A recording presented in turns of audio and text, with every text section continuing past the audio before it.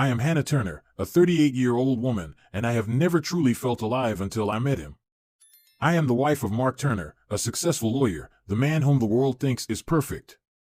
But that perfection, for me, had become a big shadow, covering all the desires and emotions that had long died in our marriage. We married young.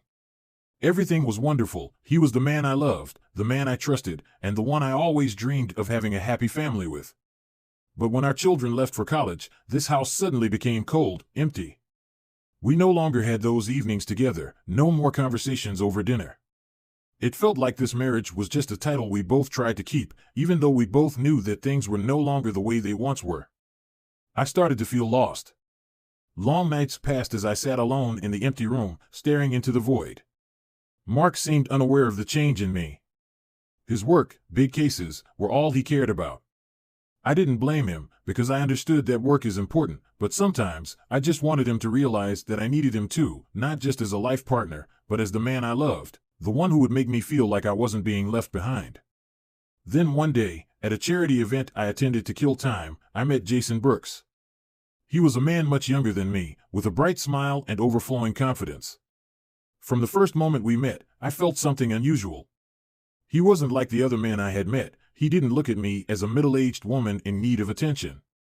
He looked at me as a real woman. And that was something I hadn't felt from Mark in many years. Jason was approachable, always making me feel at ease. Every time I met him, I felt a part of me being awakened. He didn't just ask about my work, but also about my feelings, about what I was going through. I remember one time he said, "You must not feel important in your own life anymore, right?" That question, gentle yet profound, made me stop and think. I hadn't realized I felt that way until he said it. Every time I talked to Jason, I felt like I was coming back to life. He made me feel like I was still an attractive, valuable woman. His flirtations were subtle, but they made it impossible for me to ignore. He knew how to touch on the weak spots in my heart that I had never let anyone else see.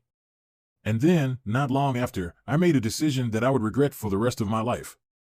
One evening, after attending a charity dinner, Jason invited me out for dinner. This time, I couldn't refuse. We talked for a long time about everything, from work to personal life. But there was one thing I couldn't deny, the excitement I had never experienced with Mark. Jason made me feel alive, loved, something I hadn't felt in my relationship with my husband for a long time. When dinner ended, he asked if I wanted to go for another drink. I hesitated for a moment, but then nodded. We found a nearby bar. In the cozy atmosphere of the bar, we continued talking, and I began to feel like a young, vibrant woman again. Jason spoke softly, but his words made me feel cherished, like I was the center of his world. And then, as I was leaving the bar, something unexpected happened. Jason kissed me. It was an intense, passionate kiss, unlike anything I had ever experienced with Mark over the years. That feeling made me forget everything, forget what I had built with Mark over all these years. The next morning, I woke up with a strange feeling. Guilt, but also excitement. I couldn't deny that I felt happy to be loved in the way I had longed for. But I also knew I had betrayed Mark. I had made a mistake that I couldn't undo. Although I knew I couldn't go back in time, I still hoped everything would be okay if I just kept living this way, just a little secret pleasure. But I didn't know, my life would soon be completely turned upside down. Jason wasn't just an attractive young man, he was the escape I had never dared to dream of. Every time I met him, I was no longer the gentle, calm wife of Mark. I became a different woman, one I had lost long ago. I no longer felt like the mother of my children, no longer the wife of a successful man. I was an attractive, pampered woman, and most importantly, I was loved. One afternoon, after a charity meeting I attended, Jason and I decided to take a walk. We strolled through the narrow streets of an old neighborhood, the golden light from the old houses painting a beautiful picture. Jason held my hand, and although I knew we were walking through public streets, I couldn't refuse the feeling of being cherished. The feeling Mark had never given me over all these years. "What are you thinking?" Jason said with a warm voice, his eyes locking with mine, the soft light from the street lamps reflecting in his deep blue eyes. I didn't know what to say. All I could feel was how close he was, as if he was taking up all the space in my world. We stopped at an intersection, where there was a colorful graffiti wall. Jason stepped closer to me, his eyes searching, then gently leaned down and kissed me. It wasn't a casual kiss, but a fiery one.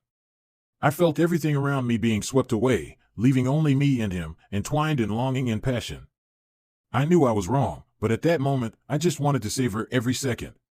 All my logic had abandoned me, leaving only intense emotions, an emotion I had never imagined I could experience. We didn't talk much after that.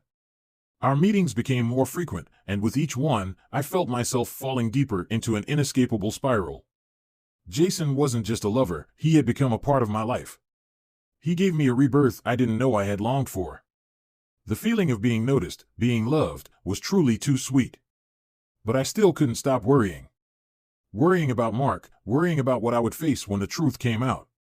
I knew it couldn't go on forever, but I couldn't stop this strong feeling.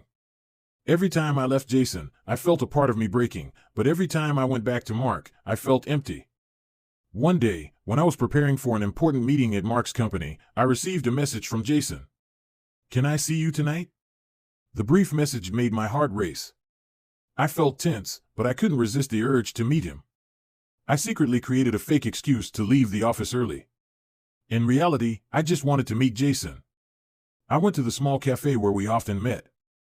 Jason was there, sitting in a dark corner of the cafe, the light from the table lamp illuminating half of his face.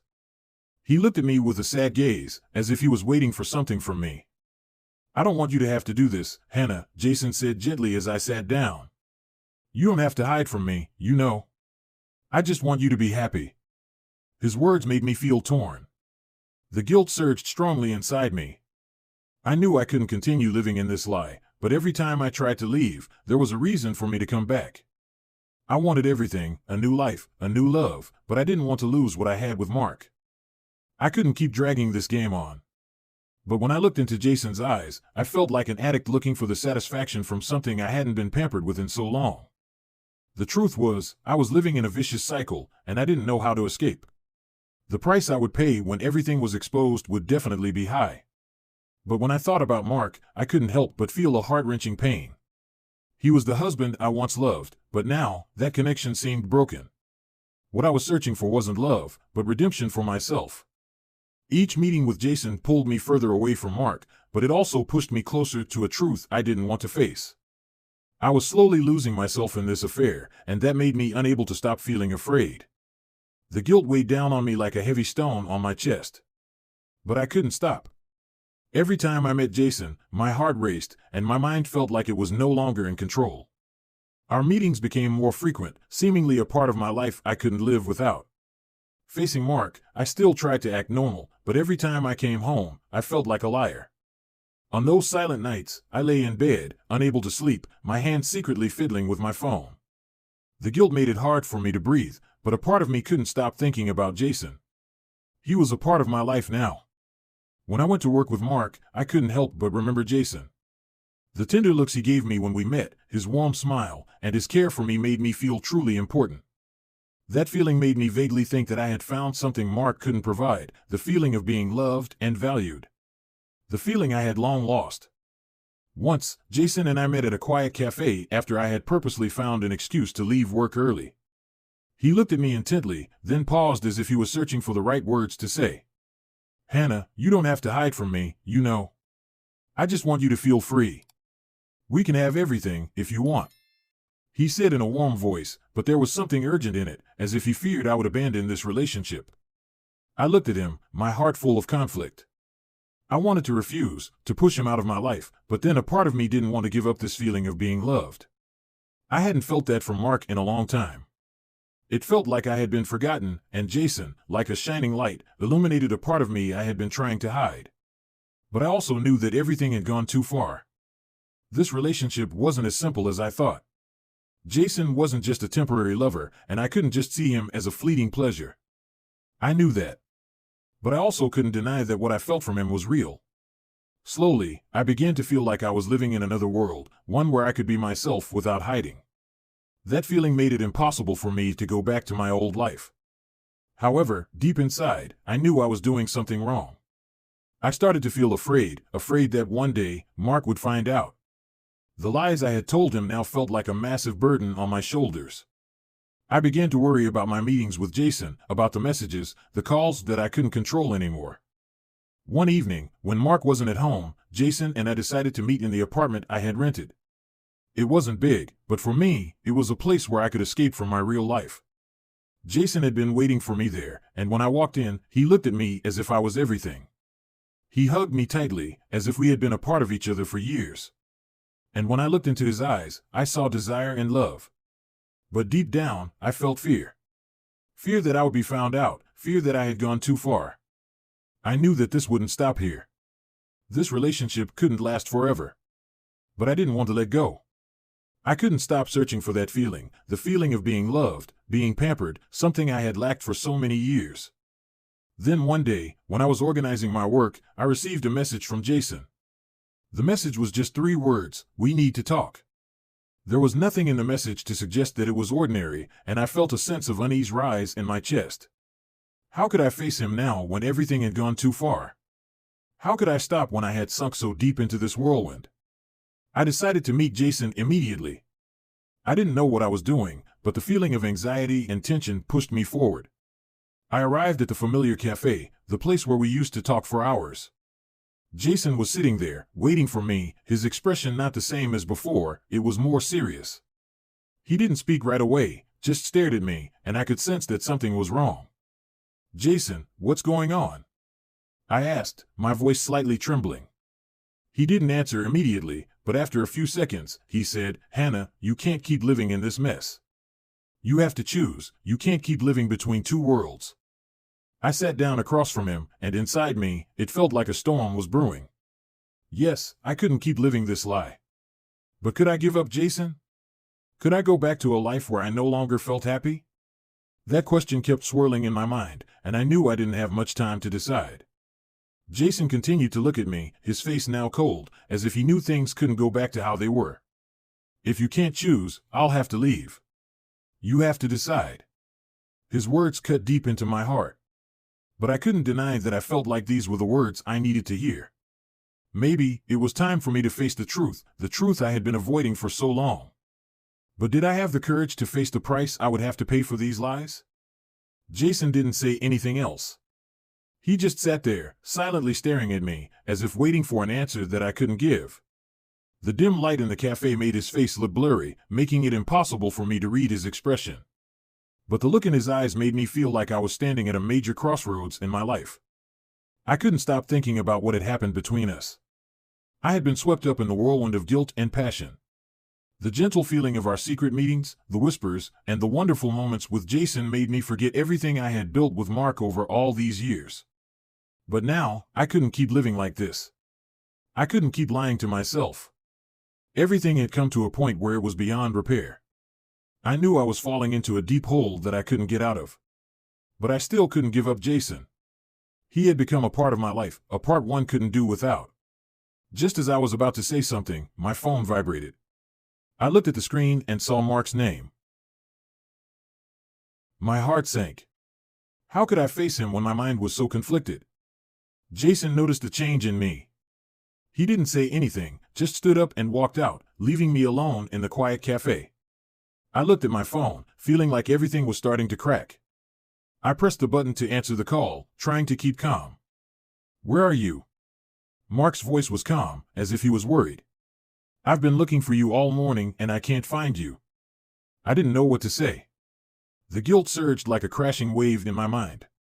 Was I betraying the man who had always been there for me, who had helped me build this family? I'm out for a bit, I said, trying to keep my voice steady, even though my heart was racing. "I just need some time alone." Mark was silent for a moment, as if he could sense the change in my tone, but he didn't ask anything else. That made me feel even guiltier. Where was he? What was he doing? And why couldn't I just once live honestly with him? When I hung up, I felt like I didn't have the strength to say anything more. The conversation with Jason still wasn't over in my mind. The feeling of unease continued to crash against each other in my head. "You have to choose." Those words from Jason kept echoing in my mind, like a warning I couldn't ignore. When I got home, I opened the door and walked in, trying not to let Mark sense the unrest in me. He was sitting at the dining table, looking at a stack of work documents he had brought home. His eyes looked tired, as if he had been working all night without rest. I felt my heart tighten when I looked at him, the man I had once loved. Mark looked up and met my gaze. His look wasn't angry, there was no interrogation, but there was a distance that I couldn't deny. "Are you okay?" he asked, his voice not as warm as it usually was. That look, that silence in the air, made me feel like I was standing before a wall, unable to move forward or back. I looked at him, feeling like there were 1,000 words I wanted to say, but I couldn't get them out. The guilt and fear stopped me from touching the truth. I quietly sat down at the table, not daring to look him in the eye. I couldn't tell Mark about Jason, I couldn't admit what I had done. I couldn't face him when all I had in my heart were lies and deceit. And then, the truth couldn't be avoided. That weekend, when Mark was out, I received a message from an unknown number. It was a video, titled, "Final Warning." The video started with footage of Jason and me in the apartment I had rented. Each scene made me feel like there was a heavy stone pressing down on my chest.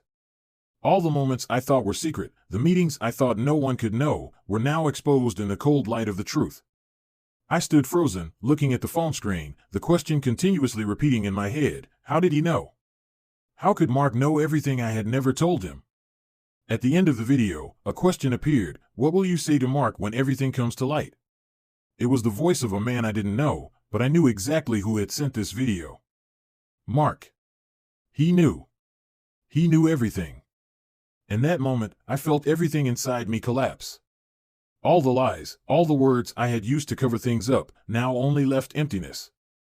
I had been caught, and now nothing could fix it. I couldn't move.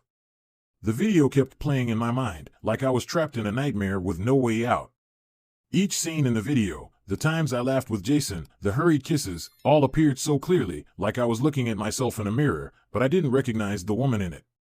The scariest part wasn't the images themselves, but the truth that Mark knew. He hadn't stumbled upon it by chance. He had purposely looked into it.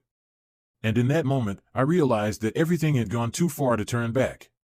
The guilt hit me like a wave, suffocating me, not allowing me to breathe. I looked at my phone, the video still playing, like a sentence for me. In my eyes, everything seemed to stop. I didn't know what to do. I couldn't face Mark. I couldn't face myself. Not long after, my phone rang again, this time with a call from Mark. I hesitated for a moment, but then decided to answer. I couldn't keep avoiding it. I know everything, Hannah. Mark's voice was no longer the warmth I was familiar with. It was cold, as if he had closed his heart. I've known for a while. Everything. All of it. I swallowed, feeling the lump in my throat. Mark, can you hear me out? He was silent for a moment, and then I heard him sigh. What's there to explain, Hannah? I don't know if I can hear more lies from you.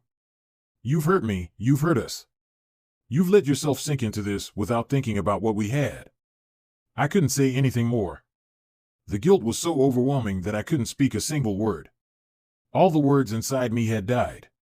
I just felt an emptiness, as if everything around me had crumbled. I had lost everything. After a long silence, Mark spoke again. I have nothing more to say to you, Hannah. I will do whatever is necessary to end this relationship. His voice was sharp, without hesitation. You can leave, and I will prepare the divorce papers. It's over. I felt like I had been struck hard in the face, as if I had been torn away from everything I knew and trusted. The years I had spent with Mark, the memories of our family, the moments of love, all of that was now just a pile of rubble. The feeling of disappointment, shame, and guilt suffocated me. I didn't know what to do. Everything in my life suddenly disappeared, and I stood at the edge of an endless abyss. Mark, I'm sorry. I began, but couldn't continue. The word sorry became meaningless at this point. My words couldn't fix anything. I had gone too far, and no explanation could make up for what I had done.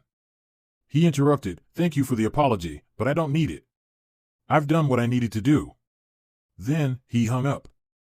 In the silence, I sat down, feeling the weight of loneliness consume me. Everything was now clear.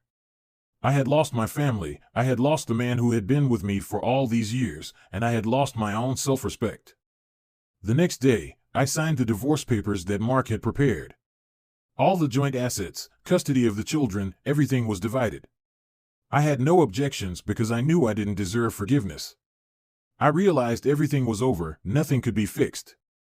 As I walked out of the house I had once called home, I felt like I was falling into a deep hole. I didn't know where to go, what to do. Only emptiness and guilt surrounded me. In the time that followed, I realized that betrayal not only hurts others, but it also kills yourself.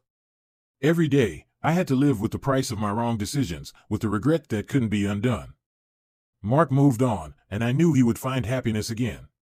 As for me, I had to learn how to live with myself, how to face the truth that I had destroyed everything precious to me. My story is not a lesson to justify my wrongdoings, but a reminder that deceit never brings happiness. Sometimes, what we desire in a moment of weakness is what leads us to lose everything. Only through loss do we understand the value of what we had. And in the end, the only thing I could do was learn to forgive myself.